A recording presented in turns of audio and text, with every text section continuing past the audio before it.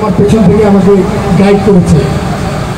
যারা এই যে বৈষম্য বিরোধী আন্দোলনে যারা যারা অন্যায় করেছে, সত্যিকারের যারা অন্যায়কারী এবং অপরাধী, তাদেরকে ছাড় দিব না, এটুকু বললাম।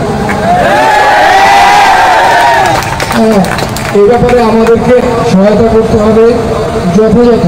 যেমন অনেকের ব্যক্তিগত শত্রুতা আছে, ব্যক্তিগত শত্রুতার সুযোগ নিয়ে কারো দেখা গেছে জায়গা কোনো গাড়ি ফেলে আছে, এটা কিন্তু এখানে ঢুকিয়ে দিয়ে কিন্তু এটা ফায়দা নেওয়া যাবে না। অনেকের পার্সোনাল এনিমিটি আছে, প্রিভিয়াস এনিমিটি, ব্যক্তিগত শত্রুতা একজনের ছোট, তো ঠিক আছে, একটা চান্স পাইছি, এই চান্সে এটার সাথে আমরা ঘর পড়ার সাথে আলু পোড়া দিয়ে দিলাম।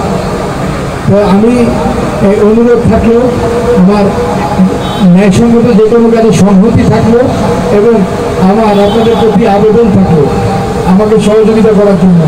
আমি আপনাদের এখানে একটি শান্তিপূর্ণ সমাজ ব্যবস্থা, সুশৃঙ্খল এবং আইন শৃঙ্খলা সঠিক থাকে, এটা চেষ্টা করব। আমার ব্যক্তিগত কোনো স্বার্থ নাই। একটু আগে নেতৃবৃন্দ দেখেছেন, ওনাদের সামনে একজন কিন্তু এসেছিল। আমার সৎসাহস আছে, আমি সৎভাবে সঠিক কাজ করার চেষ্টা করব।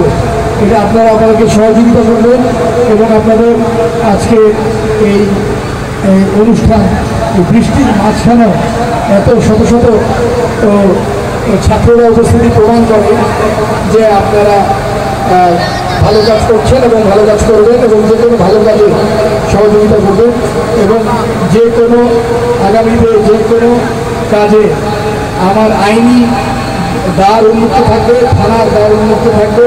যে কেউ প্রত্যেকেই সমান অধিকার রাখবে। যে কেউ আমার কাছে সরাসরি যাবে, তার দরজা খোলা রইল আমার জন্য, মানে এর জন্য থানার দরজা 24 ঘন্টা খোলা। যে কোনো সময় আমাকে বিরক্ত করলে আমি বিরক্ত হব না, কারণ আমি চাই আপনাদেরকে সেবা দিতে, শুধু হাততালির জন্য না, শুধু মুখে এসে আমি কথা বলে গেলাম তা না, এটা কাজে প্রমাণ করে দিব এবং আপনাদের সাথে যে কোনো ন্যায়সঙ্গত কাজে থাকবো, এই প্রত্যাশা পুনর্বাদ ব্যক্ত করে সবাইকে ধন্যবাদ।